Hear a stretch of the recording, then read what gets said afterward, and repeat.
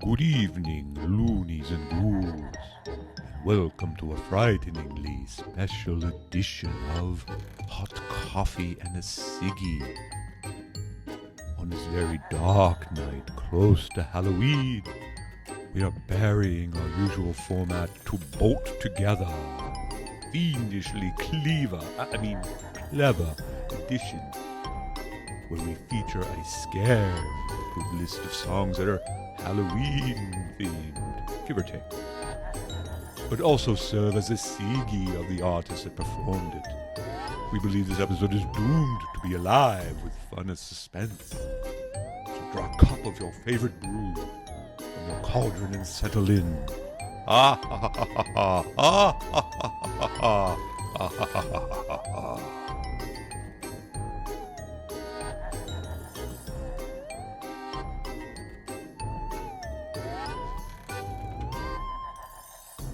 Hello, everyone. I'm Count Chalk-U-Max.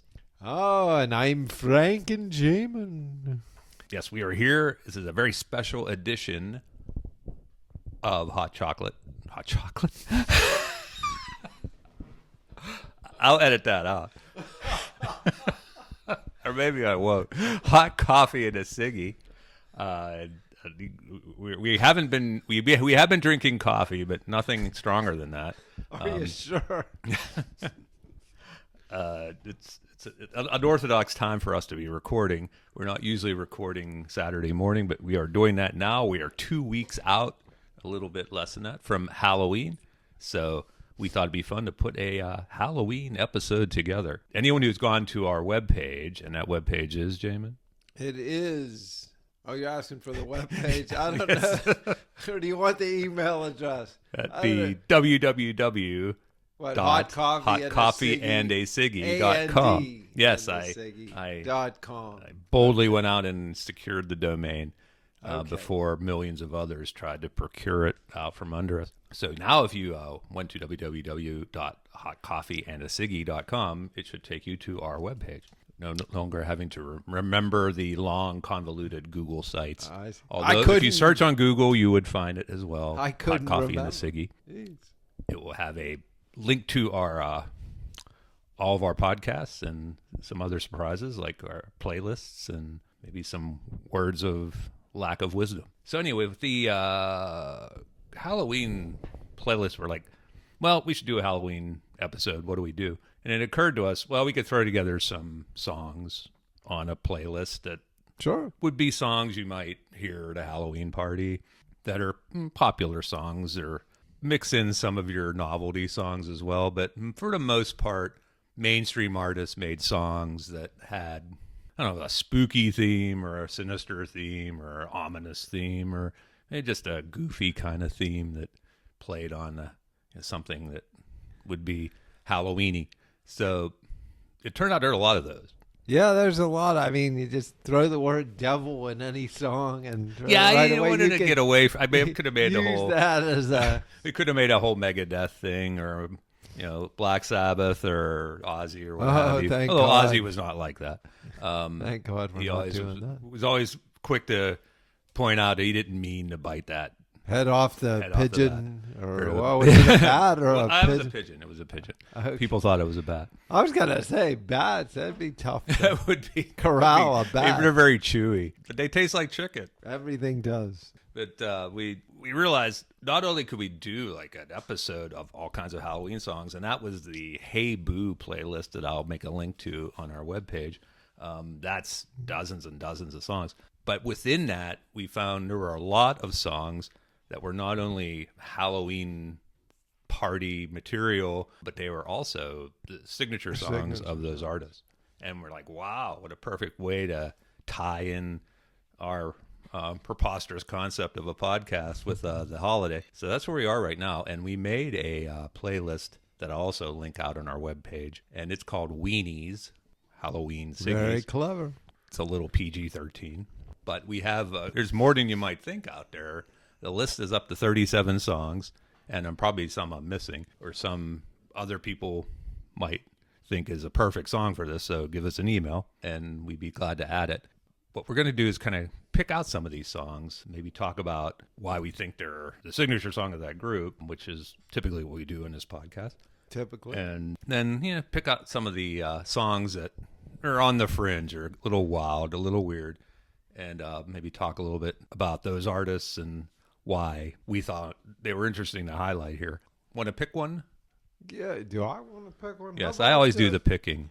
How about Devil Woman? Devil Woman. I Yes. see that there. Know a little something about this guy, Cliff Richard. Cliff Richard was a star in the 50s in England. In fact, they used to call him the UK Elvis. And he was as big in Britain as Elvis was here.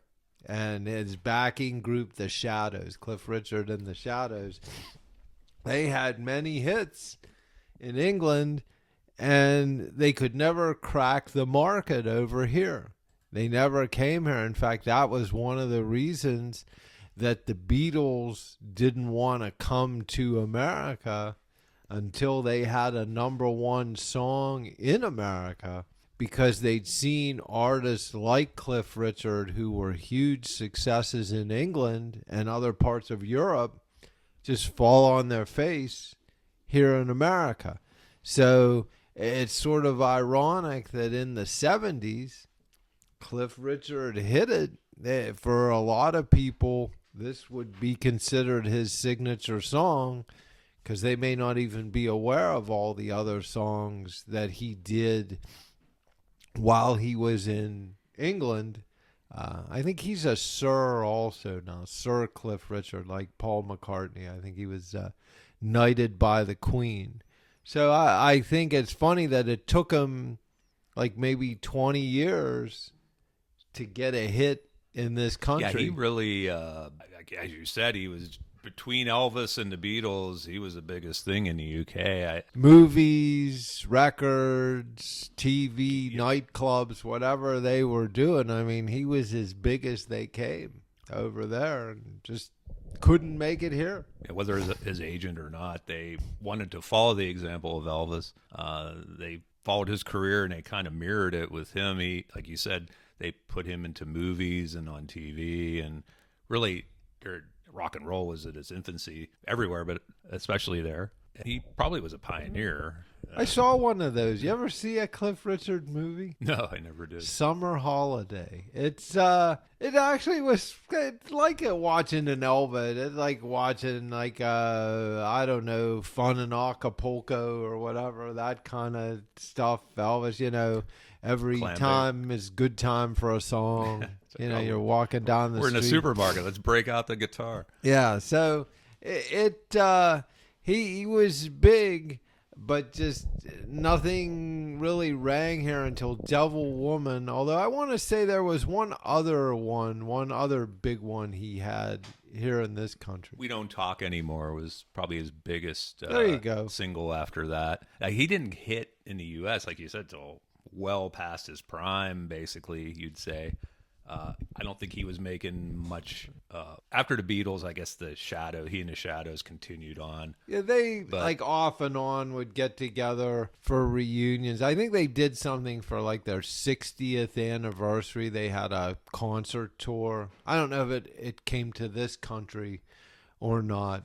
Yeah, he kept recording from the things I was reading there. Still alive. Yeah, still at it. He still performs.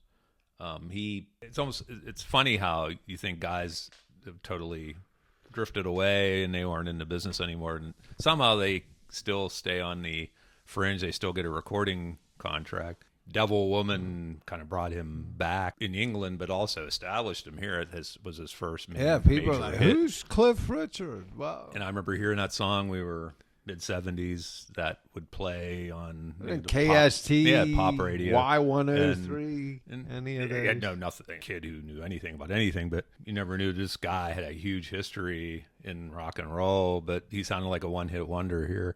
And it's probably anyone who was British who had some seasoning, who was familiar with Cliff Richard, probably are like, Devil Woman is his signature song. Probably not. Probably other songs that they knew of from the 50s and 60s. And the funny thing is a lot of those same people some of the, I guess, of course, they would have been young then. Yeah, he was a phenomena over there, like Elvis. And it's funny, if it hadn't been for people like Cliff Richard and the Shadows, there probably wouldn't have been the Beatles. We have an American bent for this show because we're Americans. So Cliff Richard's signature song, older British folks who are familiar with him, they think there's other choices. They'd that are probably better. say "Living Doll," something like that. That was one of his big songs. So that's probably what a lot of those, if they've been around for a while, what they would say. Song. And there's competition there. There's like "We Don't Talk Anymore" was a big pop song. Then he had a song called "Dreaming." I like dreaming. And that was no, it was like dreaming of me. Oh, we got the wrong. Who sang "I Like Dreaming"? That was I like dreaming. Oh, yeah. I like dreaming. Dreaming can make you mine. That was a 70s. That was a big hit too. It was a one-hit wonder, and of course can't think of his name. God, I like dreaming. I can hear the song in my head. His name's Kenny. Kenny. Well, it's not Kenny Chesney. We know that much. It's not Kenny Rogers. It's not Kenny Pickett. Yeah, not Kenny Pickett. Kenny Nolan. See, Kenny Nolan. Kenny. He might have had more than one song. I'm not familiar if he did. I'd make it a signature song if he has another hit. But that would probably be his shining moment. That was a big song around the same time as Devil Woman. See that? He did a duet with Olivia Newton-John in the infamous movie Xanadu. Oh, Xanadu. Well, that was full of some great songs, I would say. That was some ELO stuff. And he and Olivia were friends, I guess. And he did other things with her, but that's the only hit I remember that they had. I think they did a couple other duets together. Suddenly is the name of the song. Oh, Suddenly. Suddenly. Yeah, that doesn't top her stuff with John Travolta there in Greece. But although Xanadu might be more remembered than Grease in some circles. Excuse me, I'm taking a sip of our coffee of the day. Which is the Turtle Love blend from Dunkin' Donuts. Yeah, we figured a coffee with kind of like a candy bent to it would be appropriate for the Halloween episode. One of Dunkin's dark roast flavors. Don't know if they have it on tap there at the store, but I guess it's you could interesting. ask. Typically, even Starbucks doesn't, and Pete's and such. They all sell kind of flavored coffees too, but it's usually like with a lighter blend or a medium blend, and Dunkin's are mixed with a dark blend. Although Cafe Verona Starbucks has that chocolate. Well, they have chocolate notes, yes. Whatever that. They don't typically have a flavored coffee there. They'll want you to buy one of their concoctions, PSL pumpkin spice latte. Yeah, heaven forbid you want a straight coffee there when you go in. But that you can buy bags of flavored Starbucks, flavored Pete's, and other. Pete's actually has a good, and it'll be coming out soon, like a Christmas blend. Right. That's good, and it's a dark roast. I think red bag. I think it comes usually they put it out in a red bag with gold lettering. Yeah, Starbucks will have its they have holiday Christmas editions. They'll have a Thanksgiving blend they'll be featuring as soon as Halloween's Do they have over. a Thanksgiving? Yeah, they'll have it. Yeah. Yep. Our audience is laughing. We don't just talk about music. We're available to hire out for cartoon voices too. Yeah, that's true. Turtle Love, not Turtle Dove, by Duncan, which I thought was amusing. Right on the front of the bag, it says Turtle Love, and it says artificially flavored in big words. But then if you look on the side, it says it has natural flavoring. So I don't know why they artificially flavored. I mean, it just says coffee and natural flavoring. I was like, why would you say you have artificial flavor then? But I guess anything to not get sued. Yeah, they probably had the natural, and they said, well, you can't really say that. So they just moved it to the side of the bag and put the artificial on the front. So going down the Weeny-s list, I guess that'll make this available for those who are curious of what we think are signature songs that are also Halloween themed. Some of the bigger ones on here, Superstition by Stevie Wonder. That's one you always hear this time of year. Yeah, that's a big, that could be his signature well, song. That's why it's on the list. Certainly, I mean, I guess you could probably make a case for others, but that was He is a big, white whale. If you recall our white whale episode, he's tough. He's so prolific, performing since like we were 13, 12, since he was 13, 13 years old, and little Stevie Wonder. yeah, that I thought it was funny. I trying to prepare a little bit for this for once. That wasn't his real name. Did you not? No, Did you know it's that's like Steveland, which is not. Steveland Morris or I think it's something. Judkins. Judkins Morris. It's, So it's a name that I didn't really know. I just took it for granted that was his real name. he was in. I remember the first time I think I saw him in that. He was in one of those beach party movies, like the Frankie and Annette movies. Like yeah, of course he would the be, right? harmonica. It'd just be guys on a beach, and then there'd be a kid with a harmonica and sunglasses. Playing the harmonica. Well, he's been blind from birth, which I didn't also know. He was a premature child, and I guess back then they didn't know exactly how to treat that as well as they do today. No, that's So they had him in a chamber which they pumped in lots of pure oxygen, and I guess that helped him, but that also caused irreparable harm to his vision, and he never really has seen. Yeah, I knew there was some accident when he was young, but yeah, like you said, 1962, I guess, was the first. Fingertips. Yeah, He did, I Fingertips, think, right. Fingertips Part 1 and Fingertips Part 2, which was just like playing the harmonica. And he was discovered, I don't know exactly by Smokey Robinson, but one of the Miracles. Okay, well, that was became aware. Motown. Yeah, That was so that's what, they became aware of him and signed him under he the did thumb of a Barry Gordy. They did a, there. and he was actually, I read this, Motown's first #1 LP was a Stevie Wonder LP. Really? Which is hard to believe when you think of all the artists they had. Well, they said something like, the Supremes were on Motown. Yeah, and the but they Miracles didn't. They didn't hit it initially. Like the Supremes had a couple albums out before they finally hit it with some songs. I mean, the record company today wouldn't give you like a couple years to get up and running. Get any shot. You get one album, Right. maybe.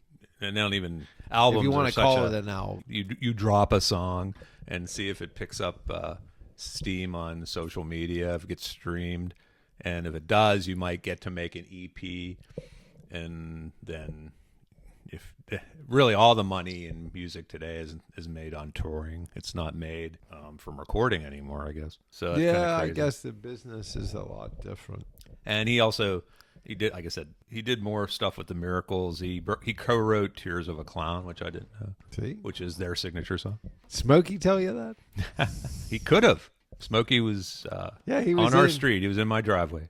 I wonder if he still goes over there and visits our old neighbor. He might. He's keeping a low profile these days. I think He's he was still at into it, some though. barbecue sauce or something. Really? Yeah, Smokey Robinson barbecue sauce. I didn't know that.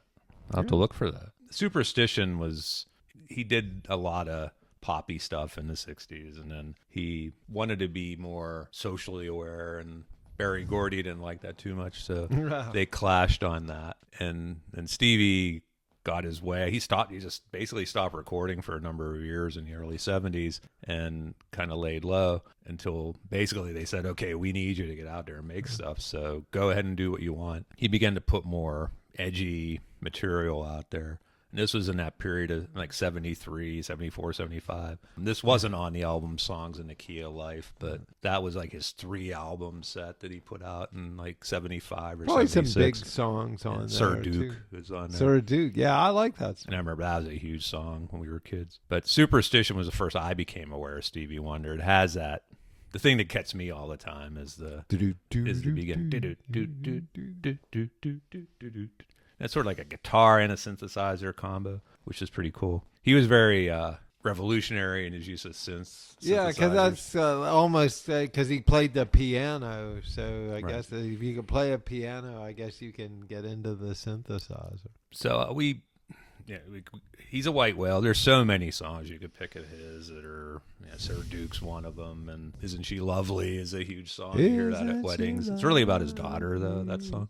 He's a guy that if you really looked, he probably has, like, you're thinking, well, he's got a couple, but then you start peeling it back, and it's I like, didn't really read a whole lot about Stevie Wonder until I was getting ready for this, but there's a huge bio on him, and there should be. I mean, he's so prolific. And he's still alive. He's still out there, yeah. Still, I don't know if he's still performing, but he's still co-wrote We Are the World. Yeah, he was big with that. So some of the going down the list, speaking of Berry Gordy, there's one that sort of teeters on the edge of one-hit wonder, and it's Somebody's Watching Me.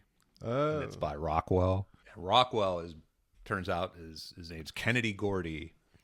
So he's a relative, obviously. He's his son, yeah. Okay. Well. And what happens is, like, during the whole Michael Jackson explosion in the early 80s, Rockwell was friendly with the Jacksons, being that, as friendly as you could get with people like that.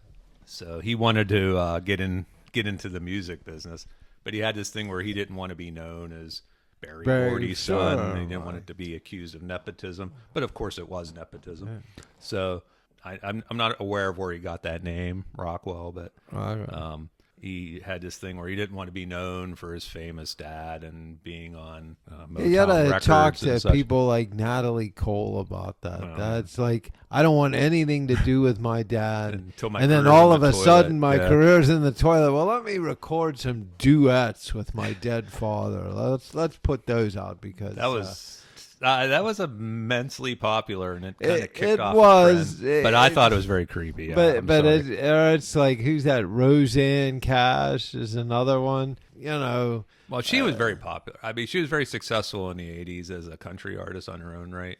Rockwell was not. He had a couple singles after Somebody's Watching Me, so I include him in signature songs, but very teetering on the edge there of one-hit wonder. But Somebody's Watching Me is good. It was brilliant marketing. Yeah. It was probably very known that it would be played at Halloween parties and things like that. And it has a whole paranoia theme to it. Know your audience. But the main thing it has going for it is Michael Jackson.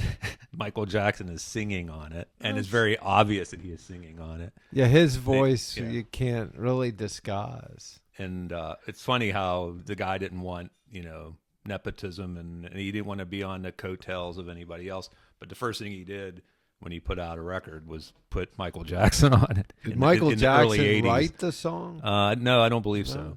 Okay, because sometimes they do, like we talked about that, like with Brian Wilson, the first wrote that Surf City for Jan and Dean, and it was #1, and he actually sang backing vocals on the track. So, any other songs you'd like to touch on from one of our? Let's see here. I saw Weeny-s? some.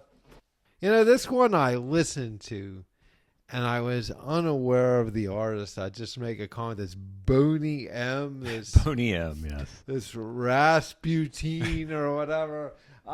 Did you listen to Rasputin? I did. Well, it was on the list, so I listened. I find it very timely with all the controversy with Russia and Ukraine. To the thing there about, rah, Rasputin. Rah, Rasputin. I think it's a fantastic song, actually. Had it not been for you sending this list, I would have never heard of it. I don't think I would have heard that one. Well, it's a history lesson in a 4-minute song. Woolly Bully. I recommend anyone who doesn't know much about Russia. The one thing people could do if they wanted to know more about Russia is like read a book. Well, but if you don't want to read a book, you could listen to this song here. If you want a 4-minute synopsis of the Tsar era in the 1900s, right before World War I, and how the country was almost overtaken by this shaman, this guy who was kind of like a sorcerer and a very interesting character, Rasputin. The thing was that the Tsars and the Tsarina, they had a hemophilic son who had hemophilia. And at the time in the 1900s, early 1900s, they, just like anything else, nobody knew how to cure anything like that. So the Orthodox Church, he was involved with that. And not the Latvian Orthodox. Latvian. The Kavorka. No, it wasn't that. But it was sort of like that. He was apparently this kind of grotesque figure. He didn't keep himself clean. He was long beard, straggly hair. But he had this charisma, and apparently he had his share of the Russian ladies, and that may include the Tsarina. Wow. That was never fully confirmed, but I think he claimed he could cure her son, and so the theory was that she was certainly friendly with him for that reason, and maybe beyond friendly with him. So that's what the song is about. But it's not really a Halloween song. But the guy is almost like a magical, mystical sorcerer kind of figure, so it fits in with Halloween. It's it's a thin line there, but we can include that. Where my standards are not very high as far as being purely Halloween material. It's certainly something you could play at a party. It's got a beat the there. Cool thing about it. It's like a disco kind of hip hop type of song. It's ahead of its time. I think it was 1978. It was out, and this group Boney-M was this guy, and he had some singers with him. I think they were British, actually. Yeah, it's hard because they don't. They obviously don't sing British, so it's sort of like because they don't sing British. I thought it was funny when you listen. If you listen to the whole thing, you listen to it's not a rap at the end, but it's sort of like a summarization of what happened. I did, and the guy sounds a lot like Adam West. I don't know who it is who sings that. I don't know. He's not really singing. He's talking over it.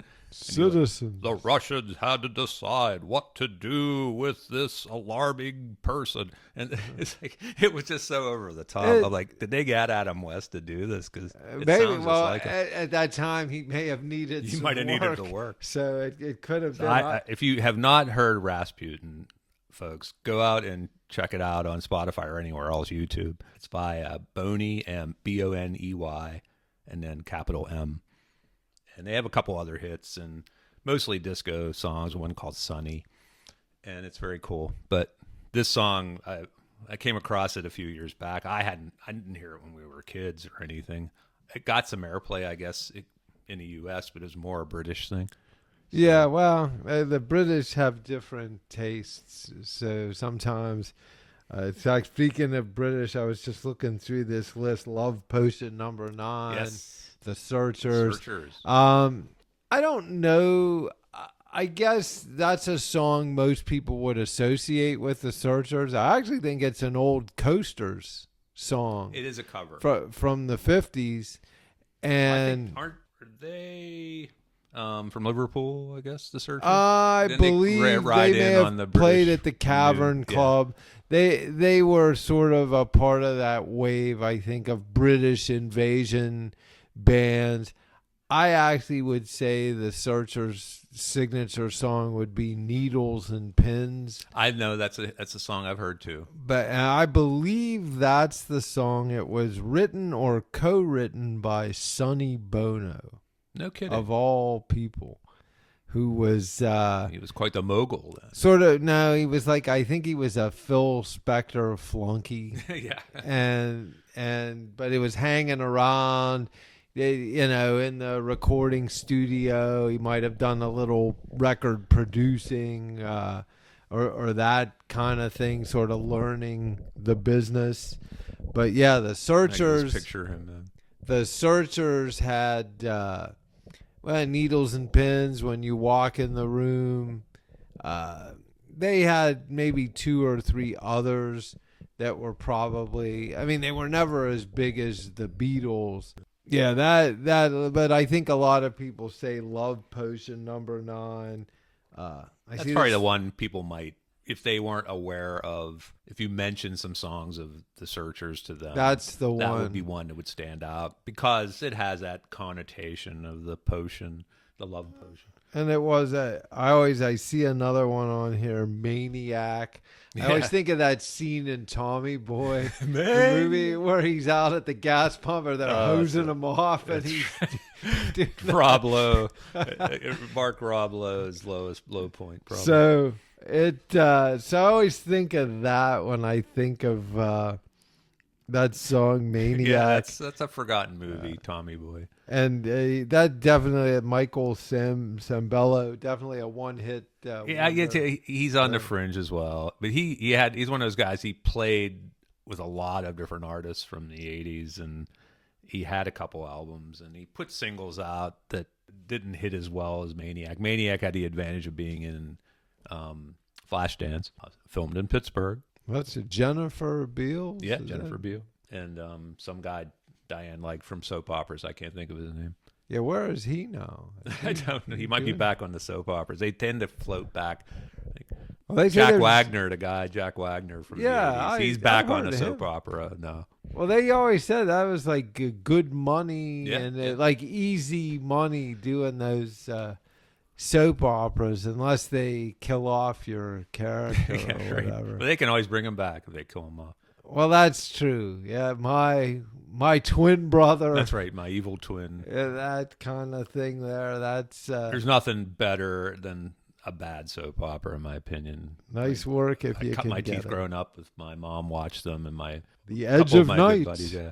Our mutual friend Bob Palmer, his mother loved Guiding Light, which is That was another. and we'd big come one. home from school, and his house was before mine, and I'd stop in and we'd have snacks or something, and she'd be watching Guiding Light. I never was a soap opera guy. If I was homesick from school, of course, in those days, the local stations would have things like The Money Movie or whatever, where they would, have like Spin the wheel. spin the wheel, identify the select, and the guy'd have like a phone right there, and he would call. We're calling Mrs. Dolores Johnson of Struthers, Ohio, and of course she would be home when they would call.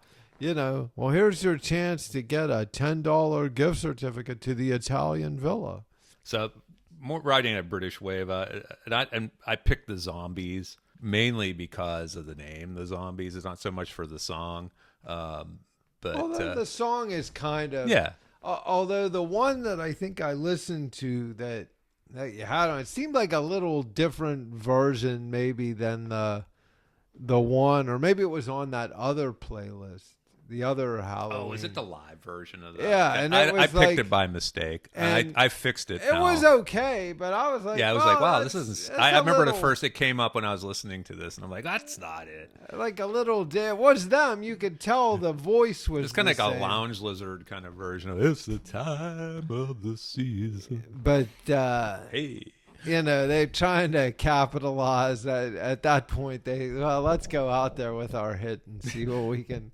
See, we can cook up when a I show. looked up a little around bit it. about the Zombies, I was surprised. They were only the second United Kingdom band after the Beatles to have a #1 hit in the U.S., and it was this song, "Time of the Season." What would that have Oh been? wait, like? no, it was "She's Not There." Was that song would hit #1? But But then that- "Time of the Season" was a bigger hit for them.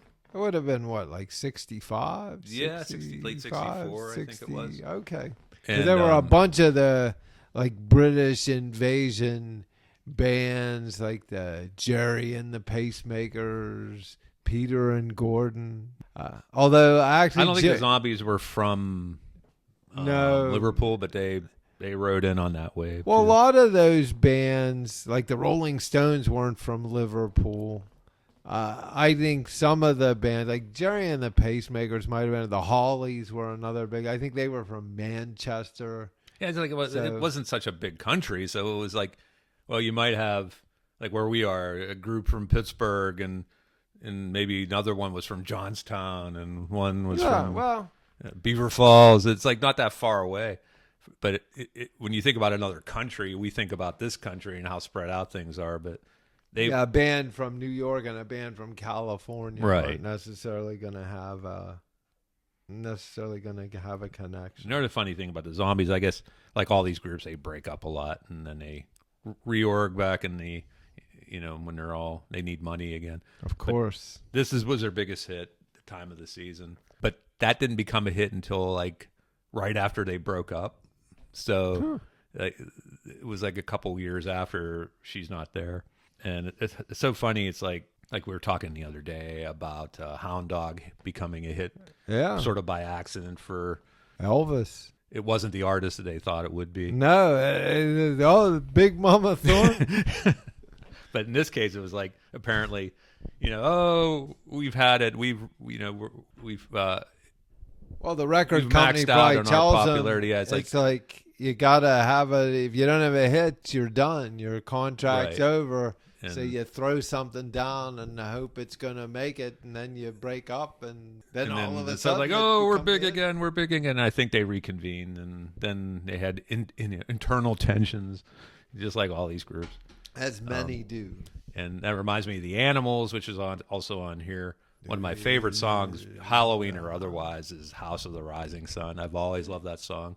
It's just so menacing, and it's not even necessarily meant to be a menacing song. It was a treatment that they gave that song. No, it's a. I mean, it's a little different from the treatment Andy Griffith. That's right. Gave it a little different when he sang it, but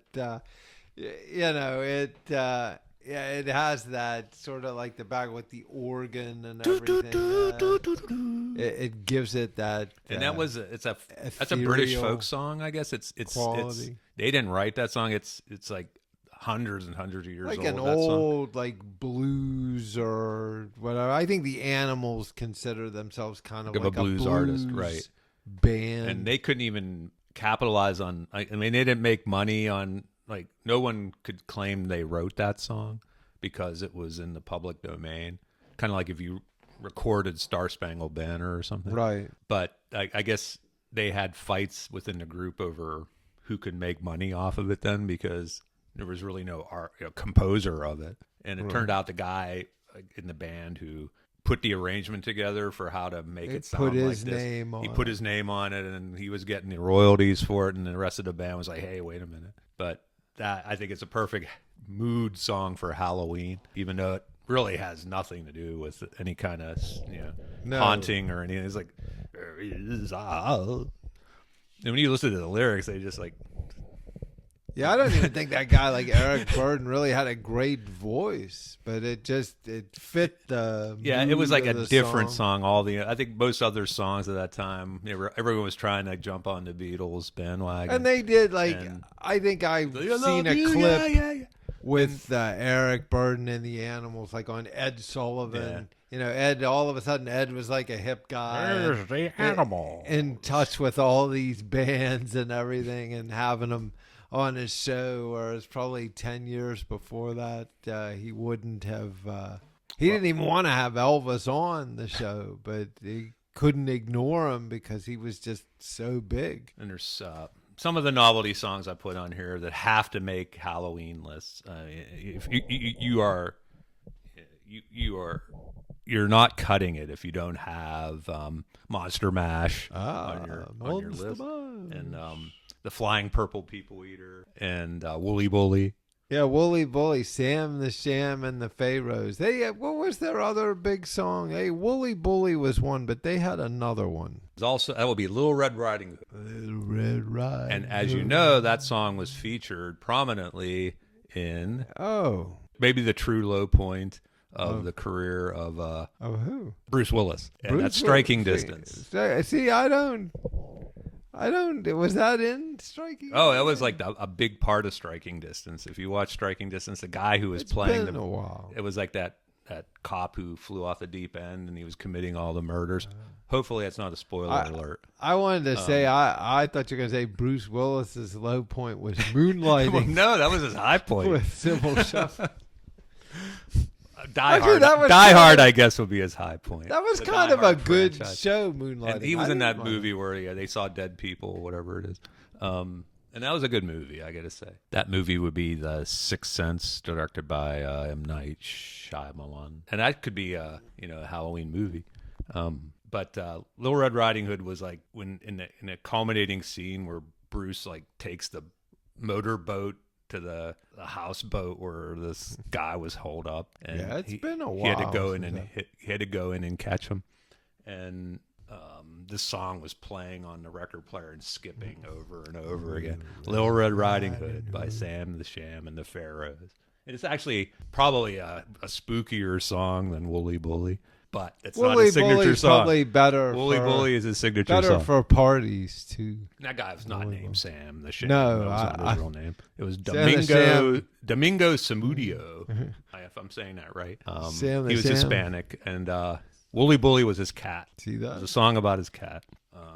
As far as Monster Mash, I don't think it has as much of a interesting story to it. No, I don't know that guy was definitely, I would say, a one-hit wonder. Boris Pickett. And he had other songs like that. What he did was, I guess, the song that was really big at the time when he recorded this was the mashed potato, or the dance, the mashed potato.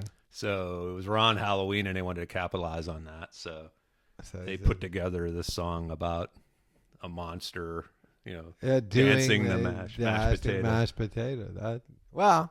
See there, it's funny. The Beach Boys actually used to do a version of Monster Mash in their live shows, like back in the mid-'60s, early to mid-'60s. That was one of the songs with Mike Love there on the lead. Of course. And Brian Wilson probably hung his head in shame.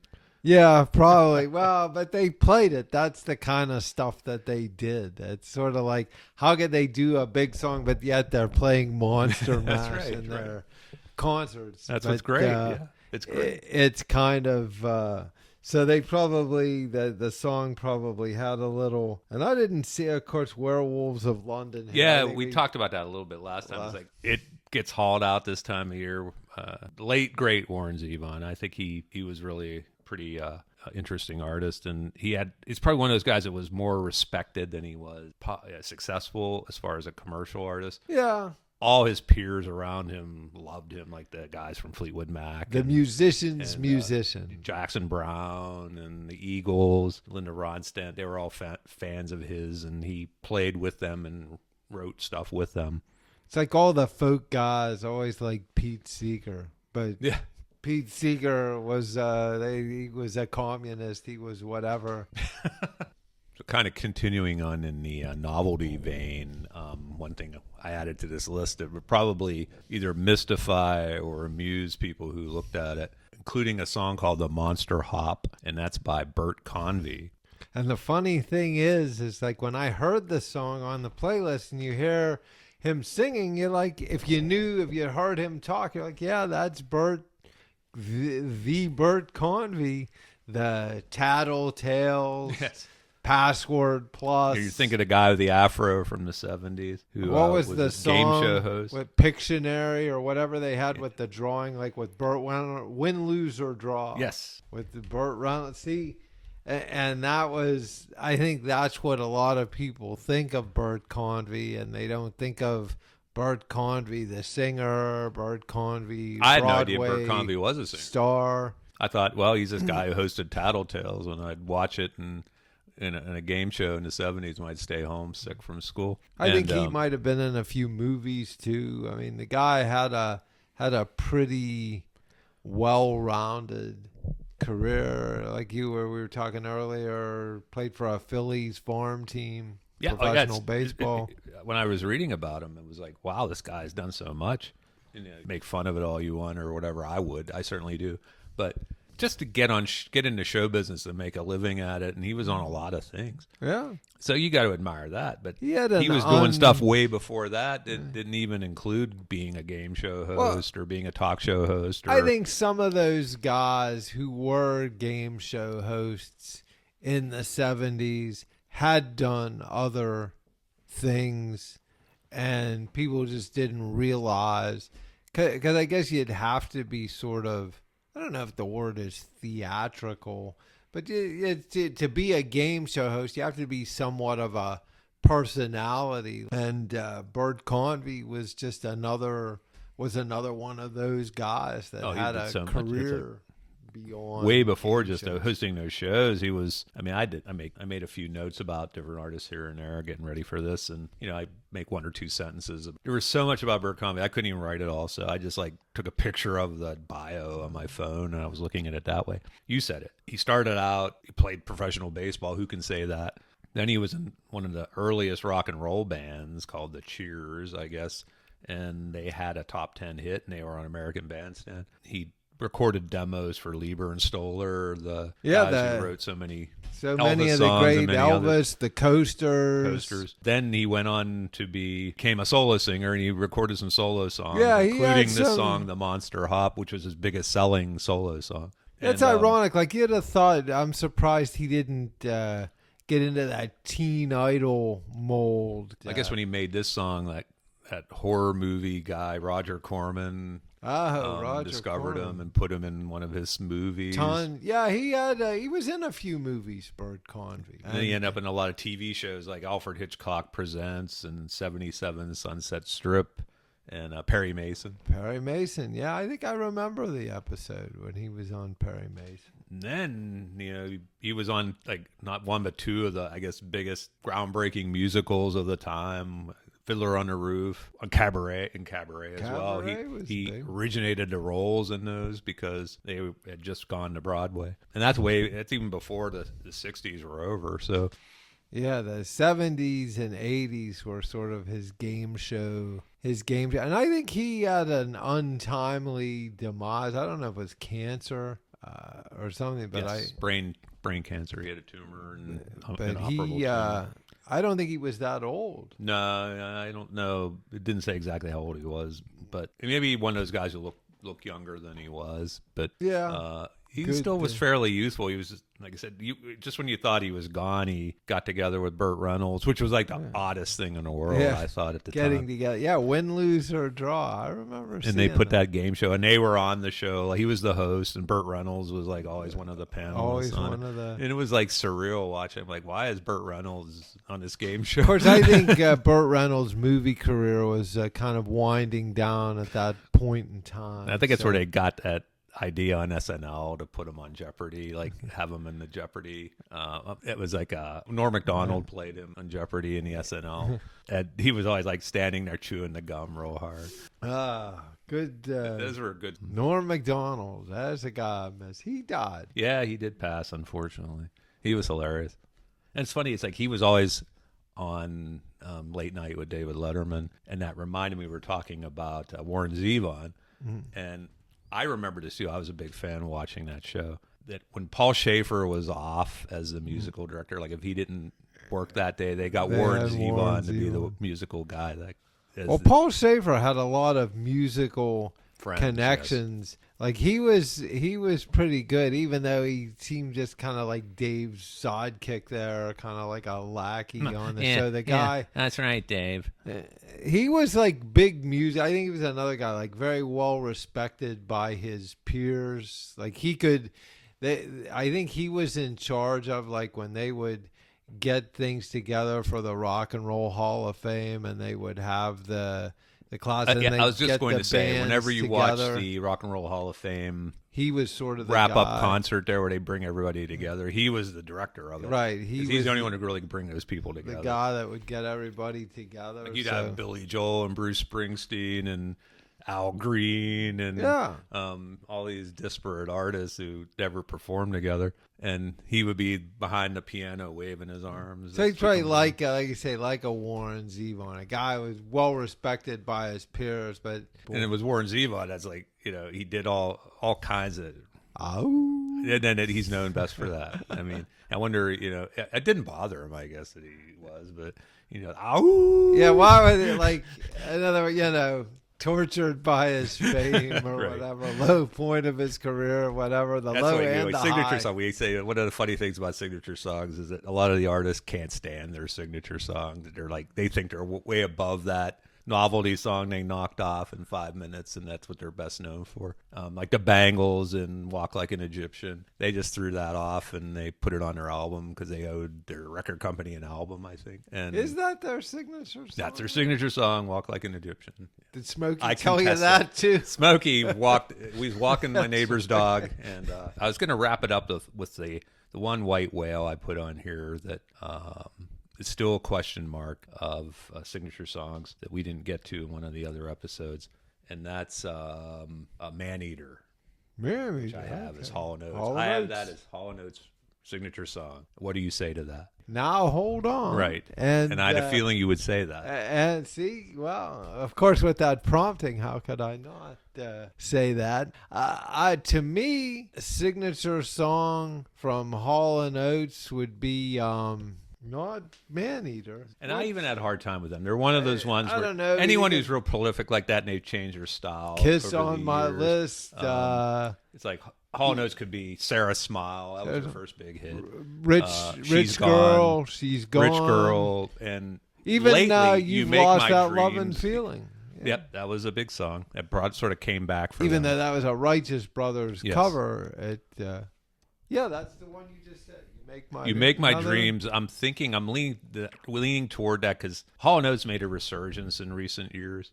They've become more like Did It in a Minute. I remember that. That's a great song. But You Make My Dreams seems to get played a lot on commercials. Whether that it makes it a valid reason to make it the signature song or not. But album Big Bam Boom, that had a lot of, what were the songs on there? I can't, but there were big ones on there, and that was after all those ones you just mentioned. yes, they had a number of songs after Kiss on My List and Private Eyes, and H2O was the big album that had Maneater on it. Also had that song Italian Girl, the John Oates they always solo. like that's his Ringo song of the album where they let him sing. We always knew what to do. We always knew there was going to be one for Ringo on the album right. there, that we had to have one for him. Just like when the Police would let Stuart Copeland sing a song. What song did he sing, Stuart Copeland? I don't know. There's a song on this. Was it on Synchronicity, or it's on the album before that, where it's called Friends, and it's wasn't a hit. It's just an awful song, and I could only imagine Sting being like, "Yeah, okay, I had nothing to do with this. You want a song so bad, go at it." Well, it is hard to because Stuart Copeland, obviously the drummer. It's about cannibalism, the song, and it's hard to. Maybe it should be on the Halloween list.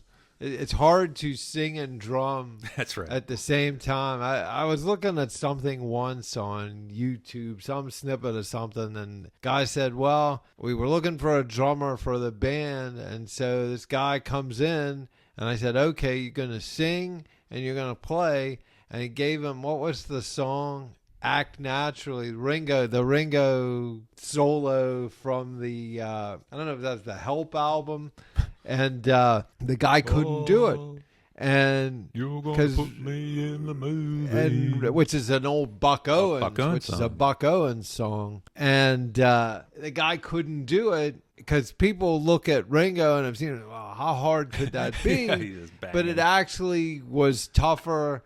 I would think it'd be very tough. Ringo's a better drummer than people think he is. Yeah, he had a resurgence in his respect. There's like tribute videos all over YouTube from other major drummers to Ringo. He gave the songs what they needed. He gave whatever the song needed is what he gave it, and he never took big solos or whatever. Like George Harrison as a guitarist never took big flashy solos. Yeah, it just wasn't done in those. Gave the song what it needed. Songs were like 3 minutes 30 seconds or whatever, and that's what I guess made those guys so good. Yes. And as far as Maneater, I'm rethinking that as they're a white whale group, and I never gave it a second thought when I first formed the list. I thought Maneater's their biggest hit, and it is actually. What was the Christmas song? What was with the video? Was that?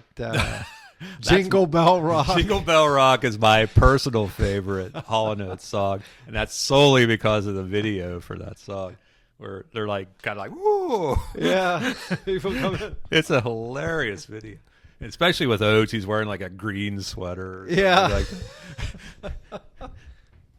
and like the band members come to the door and they're holding gifts, and they're like, oh. And I remember we were like, I think we watched that video. That would have been like a college Friday or high school. Video. We were watching it Friday night videos, and I'm like, oh my god! I wasn't even a big Hall Oates fan at the time. I've become much bigger fan since they basically broke up. But then I'm like, Hall Oates, okay. And then it's just an absurd song that they would record, and they did it, and they made a video for it too.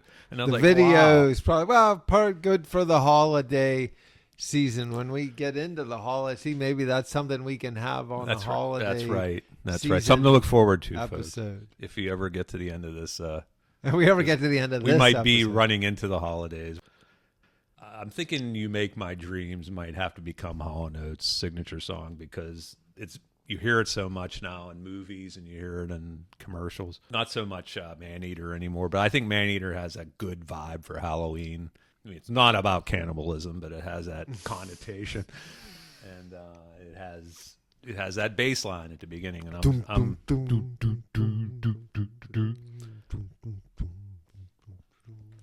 any others you'd like to touch on before we wrap it up? No, I think we've. I was looking through. I think we've really hit all the high spots and maybe even a couple of the low spots on here. Sometimes the low spots are more interesting than the high spots. Although I want to say that Purple People Eater song. Yes. I want to say that guy Sheb Woolley was like a country. He was a country artist, yes. Country artist. And he may have even gone by another name. And I don't know that. He may have actually ended up showing up on like Hee Haw or one of those shows. That I believe. In the 70s. But, yeah, that's funny that's probably the one song he's most known for. He was in the movie High Noon. I saw that much. Like, he was in the country. High Noon, yeah, theme. Tex Ritter. Yeah. John Ritter's father. That's crazy. The High Noon theme. And you laugh at that. It's like how this Flying Purple People Eater, such a goofy song. It sold 3 million copies. Well, and then that day to sell 3 million copies, it was like 1962 or something. Yeah, like that. 3 million was a lot. Hell, to sell 1 million copies. What is it? Gold record is 1 million. Yes. 1 million copies. Or maybe 500,000. Maybe platinum's 1 million. But, yeah, to sell, I mean, I don't know today if selling 1 million has the same significance or 3 million. It's probably still pretty good if you could get 1 million people to buy your song. I mean, comparison. Any like song. Metallica's on here. I have Enter Sandman. That's a quintessential Halloween song. You know, it's about nightmares. And that was from their biggest album, which is the Black Album. Metallica weren't satanic, but certainly didn't mind people thinking that. So that album alone sold 18 million copies. The Black Album, which I can't believe it's already that song was 1991, which I can't believe. It just makes me feel so old for some reason. I mean, you think of Enter Sandman, it's not a new song, but I didn't think it was that old. I thought it was like 2000s or something. But it's a perfect Halloween. Yeah. Going down the list before we wrap it up, there's some that I think you get a kick out of that I added there. Was Blinded Me with Science. Always. You blinded me with science. And you could say, Thomas Dolby was a one-hit wonder, but he had 2 hits. Hyperactive was also. He was like a big synthesizer. He was a synthesizer guy, and he was a session player for other art. He was on Foreigner and Def Leppard and a number of other artists. He played. I always think of whenever I think of him, I always think of that other guy, a British. I think Thomas Dolby was a British guy. Wasn't British. Howard Jones. Another sort of synthesizer kind of guy who had a few hits. Yeah, no Halloween hits, unfortunately. So Howard Jones is not on here, but Mr. Roboto is on here, which I know we had some debate about. Well, actually, Styx. Others have had that debate with me. They couldn't believe I picked Mr. Roboto as Styx's signature song. And I said it doesn't matter that I like the song or even they like the song. In fact, they hate the song, Mr. Roboto. Styx does. Well, Dennis DeYoung likes it. They kicked him out of the group. So they can't stand that song. For years, they wouldn't even play it. How notorious it is, even to them, is sort of what makes it a signature song. Plus, it's kind of, with the AI thing and robots taking over the world. Mr. Roboto has some new poignancy in this era. I think it has some new menace to it. It was like a fantasy back then when he made that album. And now it's more realistic. Yes, it is. Much closer to home. So wrapping it up, we will say that maybe the quintessential song on here is for Halloween, Crazy Train by Ozzy Osbourne. And we will end it by giving him a tribute because he recently passed away. Oh, he did. But we thank you for listening to our Halloween episode. Thank you. And we will resume our regular formatting after this. We have more signature song cage matches that we'll be releasing soon, but we thought with Halloween coming up within less than 2 weeks, we would get this out and commemorate some of the Halloween Siggies. So thank you for listening. Yes, goodbye. Goodbye.